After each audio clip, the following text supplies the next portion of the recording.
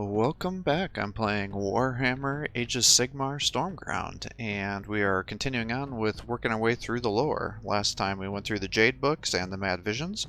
Now we're working on making our way through the Fireside, and then we'll go through the remaining books in the Nurglekin. So the nice thing about this is all of the Fireside are in this, so I won't have to jump between different factions like I did for the Mad Visions, so that'll make it a little bit quicker. And we'll get working on this, so that way this will be the last episode of this playthrough. Alright, and we'll get started on this, and this will probably be the last episode of the playthrough, now that I don't see how it wouldn't be, I guess, is with what's left. So we'll get started on listening through these audios.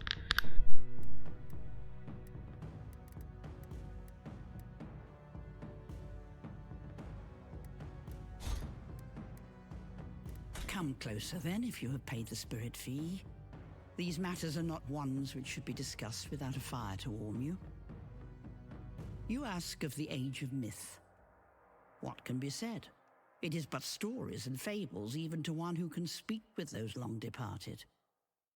They say that when the living lightning Sigmar first smashed the Hydragors and splintered the starless gates, the mortals of the realms came to eternal Shyish of their own free will. There they communed with the spirits of beyond the veil and built their kingdoms and empires in the inner lands, warded against the haunted Evernight which surrounded them. The living lightning freed the great necromancer Nagash and permitted him to inhabit Shyish. Some say that for a while, the mortals there did not fear him, for it seemed he was content to merely take his tithe, the souls of all those who departed beyond the veil in Shyish and beyond. But the living are fools, for Nagash, dread be his name, requires more than just the spirit tithe. He craves obedience. Shyish was a realm of death, not of life, and Nagash is its natural master. Beware and do not forget this undying truth. All will serve him.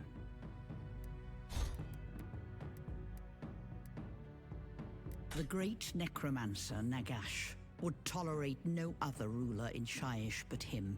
No deathmaster, corpse puppet, or spirit singer that did not owe total obedience to him. In those times long lost, the first war of the dead swept through Shyish, and the proud civilizations of the living that had dared make their homes there fell, like the slow, inevitable failing of old joints and a worn heart.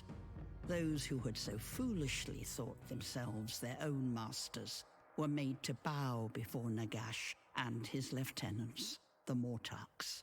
Not content only with subjugating the living, Nagash consumed any and all rivals to the title of God of Death. Those lesser deities worshipped by the multitudes across Shyish were devoured by the Hungerless One, so that not one might remain who could challenge the rule of the great necromancer over his new realm.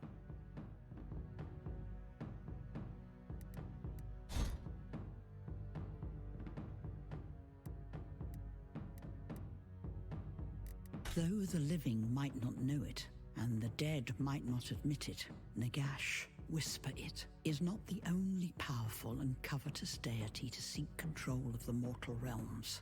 In time I have seen much, and spoken with more than just the spirits of the dead. Demons, and worse, covet the worship of mortals, as do things that pretend a more righteous disposition. For a while, some spirits dare claim that Nagash was allied to his old foe, the living lightning Sigmar. Together they fought the eternal war against the Dark Ones, and their champion, dread Archaon.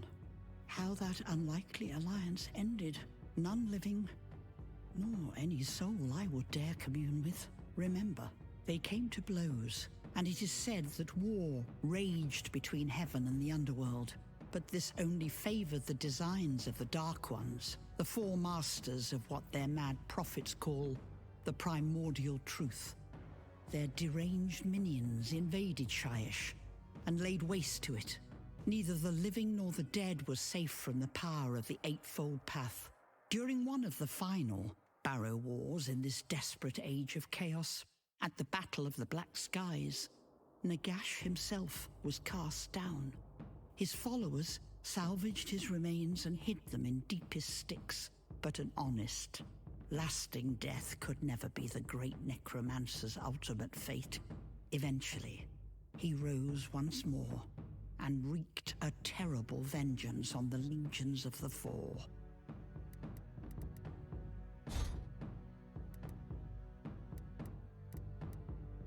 Great and terrible was Nagash's icy wrath once he had risen from Styx.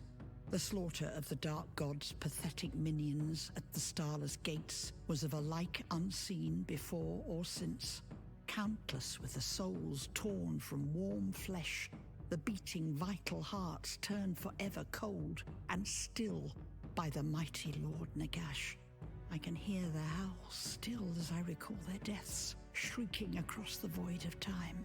When the great necromancer returned to his fastness at Nagashar, he found it razed and desolate. So began the great rebuilding, an undead rebirth that would lay the foundations for his mastery of the realms. Nagash vowed that he would have a more permanent, more lasting vengeance. Some say that time is now at hand.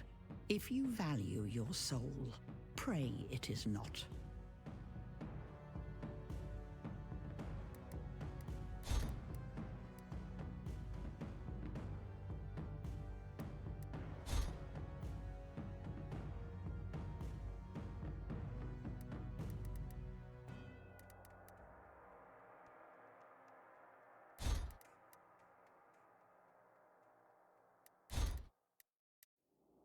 The realms turn. What once was, is again. For a time at least, a few servants of the great necromancer and the lightning spawn of Sigmar found common cause against the endless legions of the Four and their terrible entropy. But as ever, Nagash laid his plans, whispered back to me still by the souls who bore witness to them. There would be no more grand alliance with his brother and sister gods, no return to the pantheon that had stood against the Four at the dawn of time. At Nagashar, a new black pyramid was constructed by tireless skeletal slaves and cruelly bound ghast forms. This would not just be the rebuilt seat of Nagash's power. Oh no, my dear living one, this would be so much more. With its foundations of shade glass, the Shiashan realm stones forged from pure death magic, Nagash would prove himself not only the mightiest necromancer, but the most powerful being in creation. The great work had begun.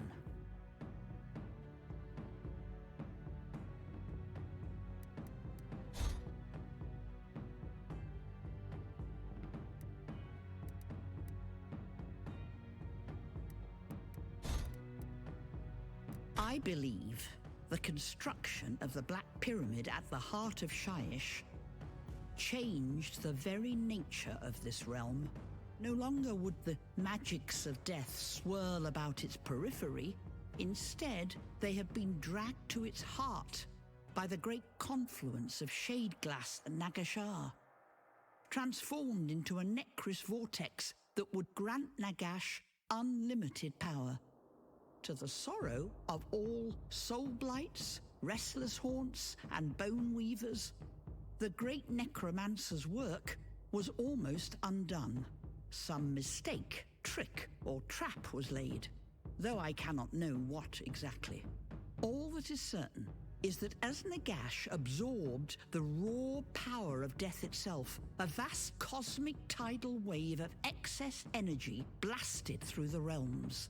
The dead walked abroad from Hyish to Gairan, and the winds of magic blew like never before.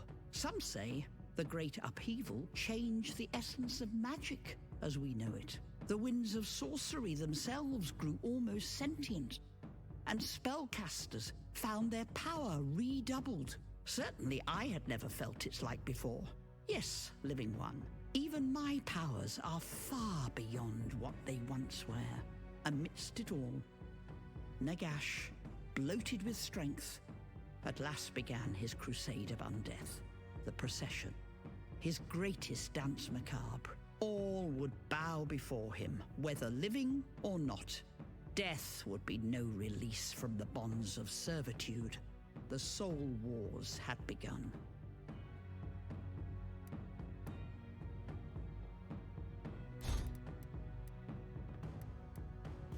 When mortals first dared to settle in Eternal Shyish, they did so in the prime Innerlands, away from the deadliest spirits that roamed beyond the Veil. Some of their settlements still remain, others are haunted ruins. There are those, like the port cities of the Mortis Gulf, who ply their bone barges across the phantom seas. Others, like Morthaven, grow crops that feed the still living masses.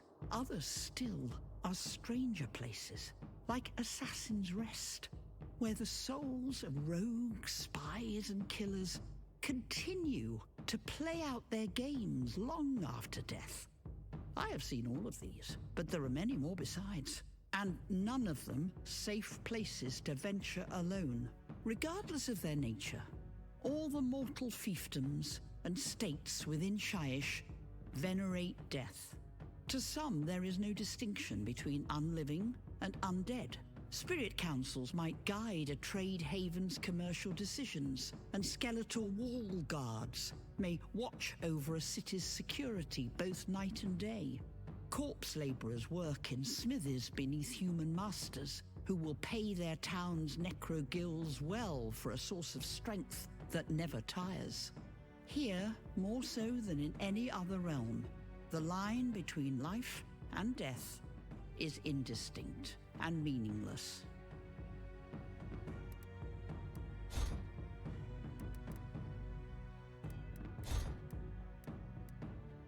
Beware of ever traveling east of here, living one, or if you do, you will find yourself in a land of unyielding bone and wicked sharp mortis steel. There, beyond the eastern borders of the prime Innerlands, stands the Ossiarch Empire. It is the realm of Nagash's great general, Mortak Orpheon Catacross, master of the Bone Reapers.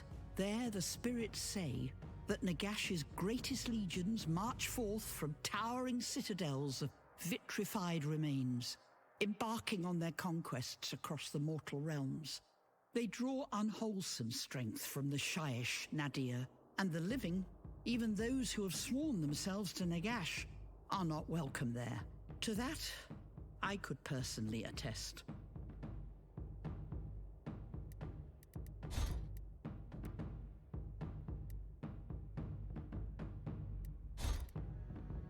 You have heard tell of the black legends of Shadespire, have you not?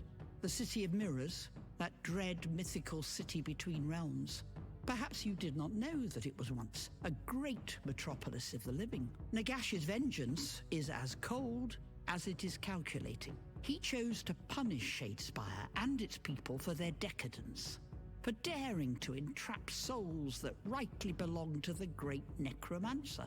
He tore the city's essence free from its physical bonds and hurled it between the realm of shadow Ulgu and the realm of light Hysh, sealing its people within a mirror reality and forging a labyrinthine trap of insanity where, though bodies decay and souls fester, none can ever truly die.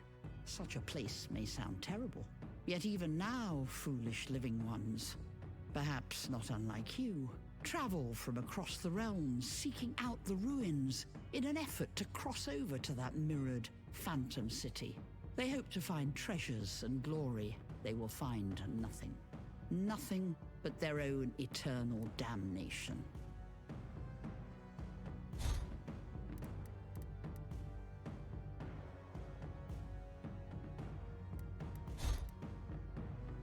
Perhaps you know of the Blood Wastes, that great grim expanse. Some say its red deserts are the powdered blood of all those who have defied the great necromancer. there is more truth to that tale than you might think. The Wastes were once a series of great mortal fastnesses known as the Duchies of Geist.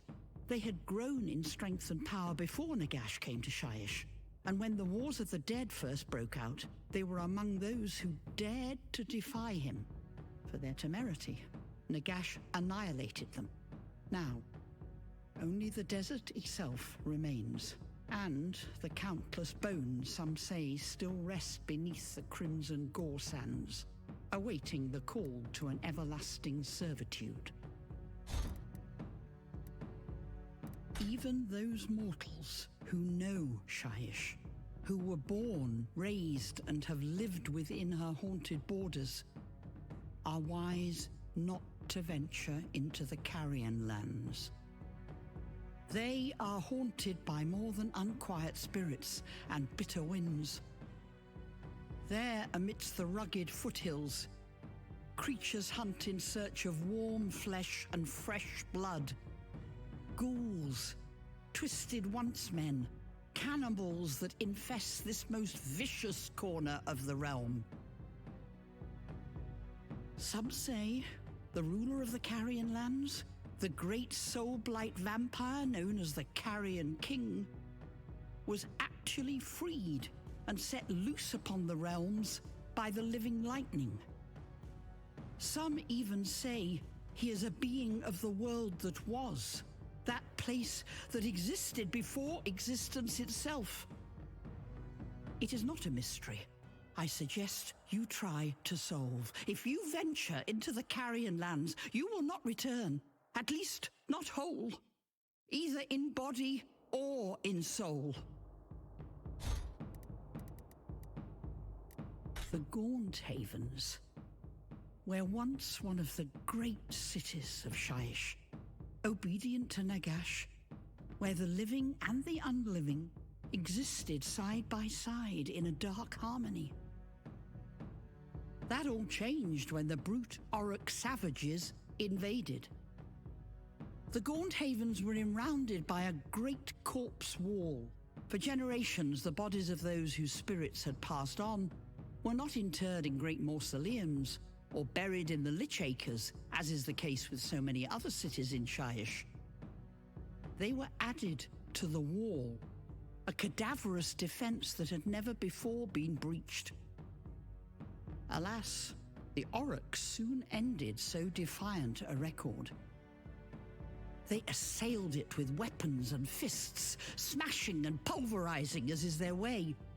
The assault was so great that a cloud of ruined corpses and debris were flung into the air over the Gaunt Havens. The mile-high wall disintegrated, and the greenskins swept through the city. Now it is a ruin where not even the spirits go.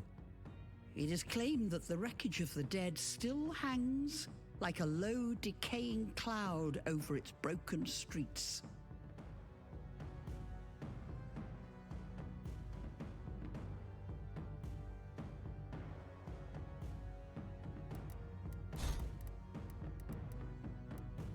Travel between the 8 realms is dependent on the realm gates, those cosmic paths that connect one reality to another. Here in Eternal Shyish, there are many such structures, some well known and jealously guarded, others secret or hidden. Some, such as the Arch of Bones or the Gate of Corpses, are formed from the remains of those thousands who have perished in the great battles around them. Others are stranger still. The Bridge of Fire flares with living flames of all shades and colours. Some say it leads not to a mortal realm, but to the seat of an insane god. The Argent Gate is made of a silvery corona that hangs in the sky over the Plains of Teeth, while the Realm Gulf sits at the bottom of the icy depths of one of Shayish's black oceans. Regardless of their nature or location, all are coveted by any wishing to depart or escape from Eternal Shyish.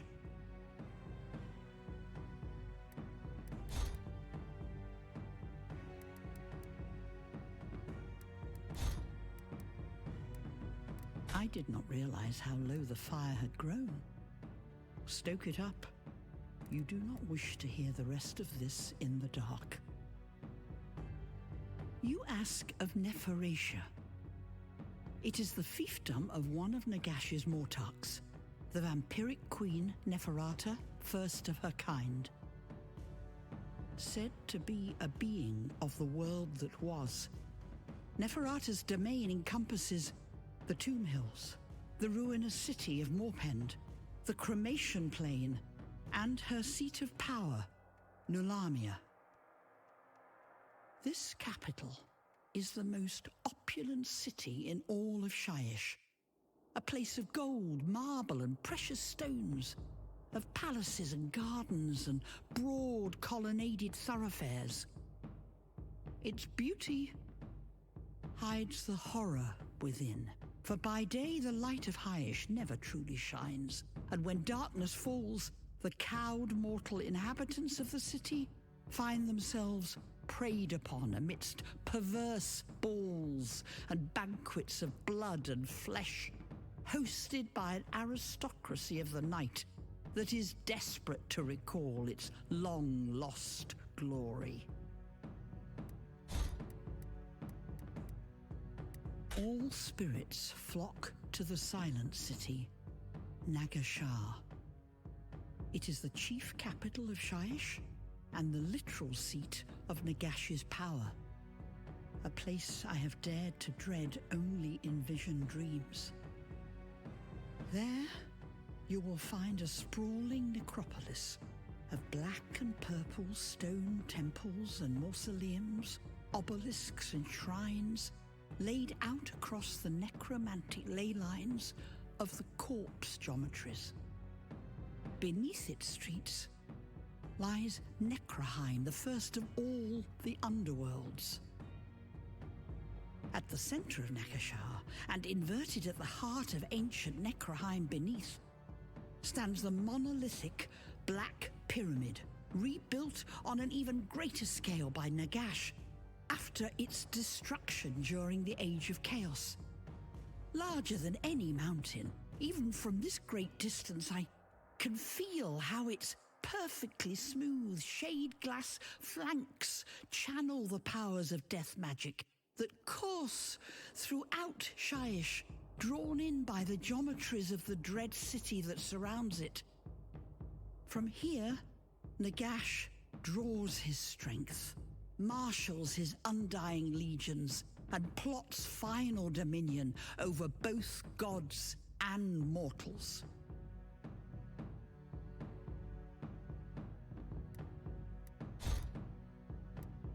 In the Age of Myth, a time now forgotten by all who cannot commune with the spirits beyond the veil, the living lightning sundered the starless gates that barred the unhallowed living from the death realm of Shyish.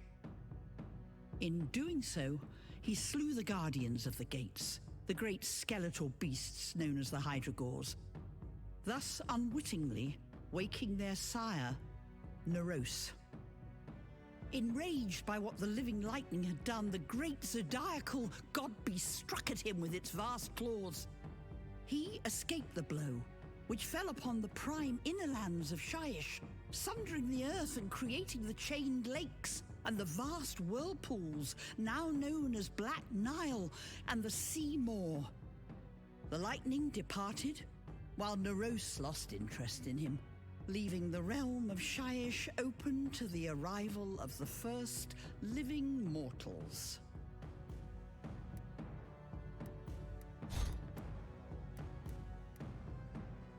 Presiding over their empire to the east of the Inner Lands, the Ossiarch Bone Reapers are Nagash's tireless praetorians. Not simply resurrected corpses and bound spirits, the legions of Ossiarch are formed from refined and processed bones, created specifically for war by Mortisan craftsmen, while their spirits are the melded animus of all of their former foes, bent to the will of Nagash. To fuel their numbers, the Ossiarch extract bone tithes from their own empire and those they march upon, either given freely or taken amidst merciless slaughter. In my youth, my own town was tithed every fallow moon. If not enough had died throughout the year to provide their remains, more were taken.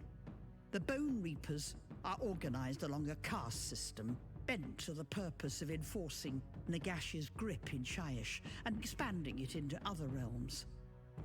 They are led in this unyielding crusade by their great general, Mortak Orphean Catacross, a commander so skilled he has even laid siege to the heart bastion of the gods of madness.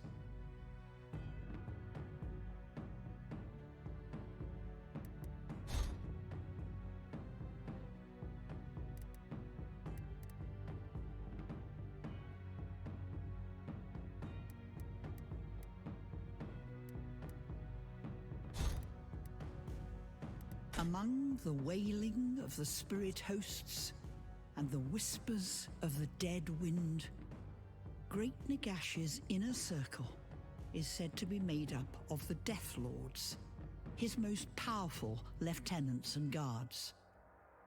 Foremost amongst them are the Mortarks, fell beings of great power. Pray to whatever deity you cleave to that you do not encounter one, for they are without mercy. Some come from the mightiest ranks of the Soul Blights, such as the ancient Neferata, or the bitter Manfred von Karstein. Others are dread spirits, such as the malignant Queen Olinda, or skeletal lords like Arkan the Black, the closest and most trusted of all Nagash's servants.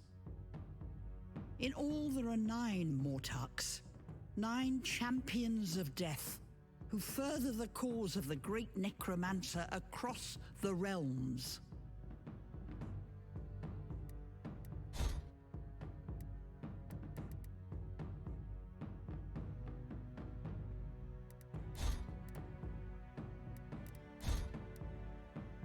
For those plagued by the curse of vampirism, every day is a struggle against the animalistic craving for blood and flesh. Not all are able to maintain a semblance of humanity. Those who give in wholly to their nature are driven insane, becoming bestial monstrosities with only the slenderest trappings of their former selves remaining. Perversely, many continue to believe they are the noblemen or warriors they once were. They draw ghouls, cannibals, and other insane souls to them, and create mad parodies of princely courts. In their minds, innocents are consumed not in a feral frenzy, but as part of a grand feast. And when the cannibal horde goes to war, their minds perceive a noble host of knights and retainers. The flesh-eater courts infest many parts of the mortal realms, but none more so than the Carrion lands. It is here that the mightiest and most ancient of their number, the Carrion King, is said to reside.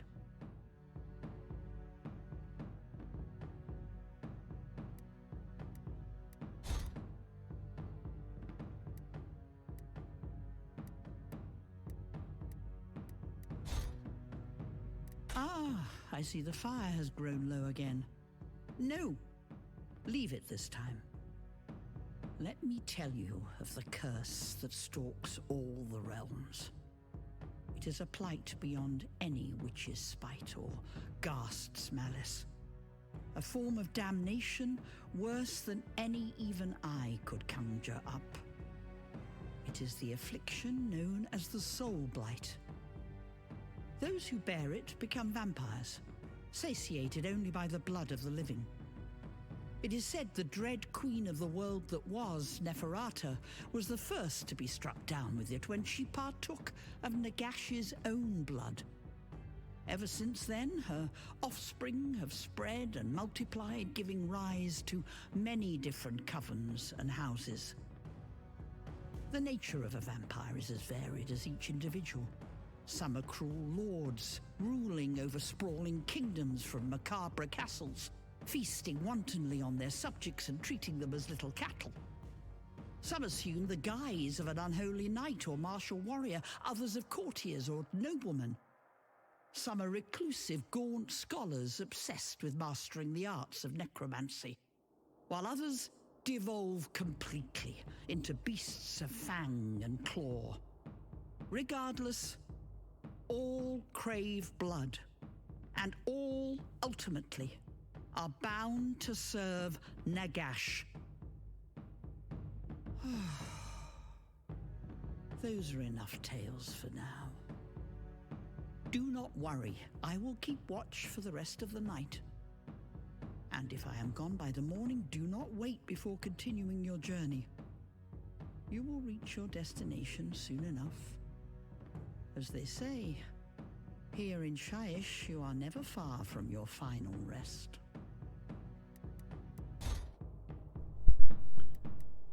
All right. Well, let's move on to the Nurgle. Nurgle. So we did the Jade Sagas. I don't have the first Bloody Harvester, but we'll go through these other ones. You know, some calls me the Lord of Plagues. Can you imagine? Too high and mighty, that title. Maybe I am, maybe I ain't. I just know I enjoy what I do. And so does my grandfather. Cutting, that's my job. Cutting down the mortals every time they overgrow and threaten the garden. Can't have them defiling the rock boughs and fungal blooms with their horrible, pure bodies, can we? Got to get them nice and rotten first. Then they can be worm food, the way grandfather intended them. And of course, finding good worm feed's getting harder and harder. That's why grandfather sent me out, see? Now, I get to go and hack and slash across the 8 realms. Well, let me tell you, I've never been happier. Ha ha!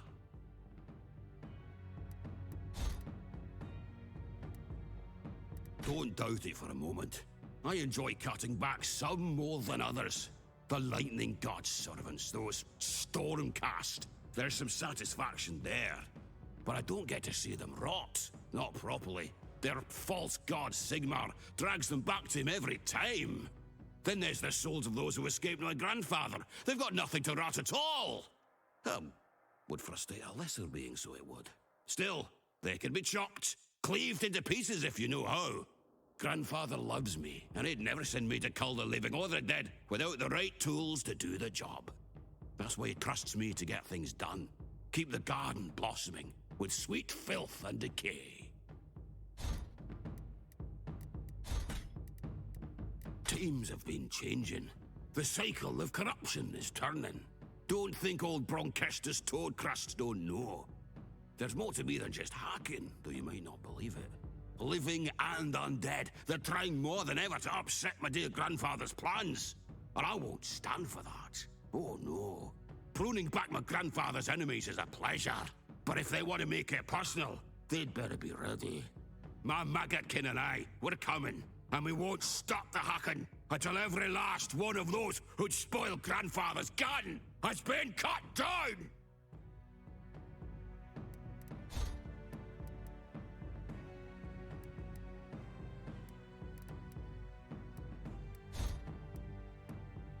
You see how my grandfather's blessings abound within me.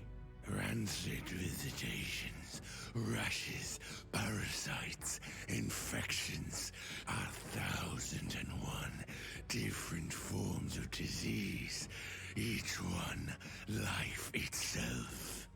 If you are worthy, I may even visit one upon you. I see your hesitation.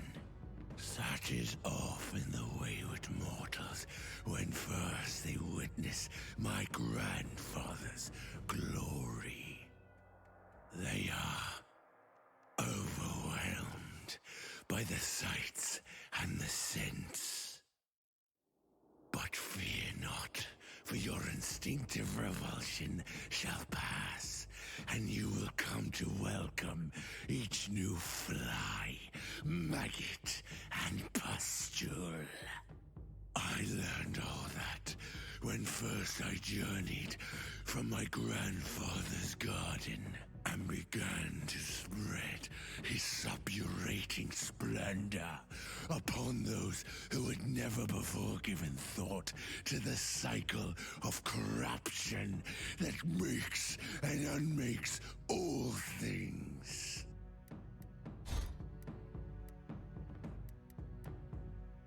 What do you think of my tale thus far, then, mortal? You see my grandfather's charitable works, the good they have done, bringing parasitic, infectious new life across realms decimated by war and struggle. You understand the importance of our work, tending and spreading the garden, guarding the rot that would bring forth life anew. The work is not always easy, but it is always good and necessary. You see that now, don't you? Come then, and join my grandfather and I. Help us tend to it and spread diseases anew. My grandfather loves me, and I love all who do his bidding. Serve me, and you will serve a greater cause. One that will one day see all the mortal realms free to rejoice and revel in an eternal cycle of corruption.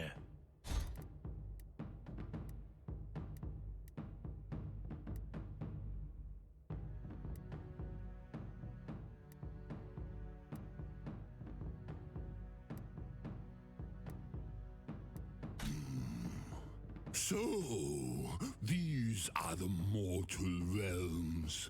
I confess I almost forgot. I had spent so long with our dear grandfather, bottled up in his delightful garden. Oh yes, truly bottled. Can you imagine an age or more festering in my own slime? It really was quite delightful.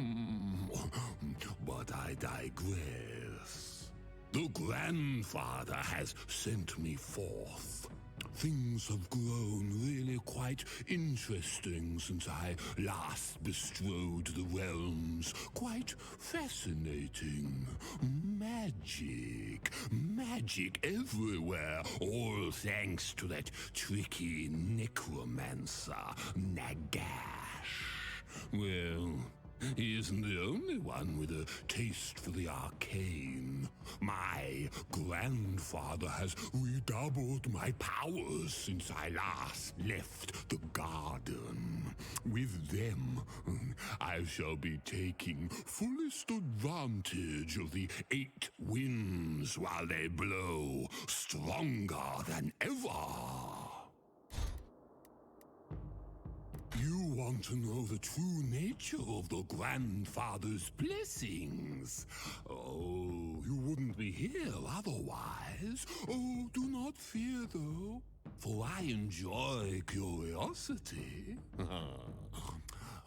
You see these ripe buboes, these swelling pustules, each one a mark of favor, each one to be cherished. It is how Grandfather Nurgle shows his blessings. Oh, yes. I am no fool. I know common mortals recoil at such things. But that simply shows how far we have transcended beyond mortal concerns. Diseases no longer weaken us. and illness cannot cripple us. Rotting flesh is inured to the pain of a vicious strike, and squirming maggot flesh can regrow from any wound. Plague and pestilence are our allies, and they never tire. Perhaps now you are beginning to understand. None can resist those with the grandfather's favor.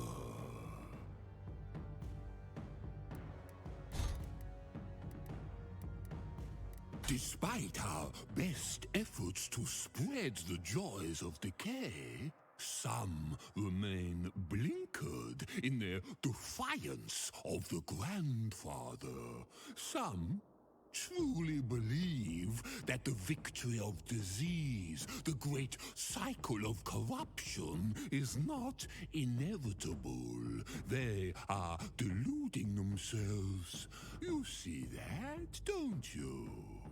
We must never stop trying to convince them. It is my holy duty. Nurgle's own command to me. The cycle of corruption has to be maintained. Without it, existence itself would unravel. They will come around, all of them, just as you are. I can see it in your eyes, feel it on your brow. Oh, my, is that a fever setting in? Okay. And with that, I think we are now done with this game. So, I hope you enjoyed these videos. If you did, please give my channel a like and subscribe. Encourage me to post more content for you. Have a great day.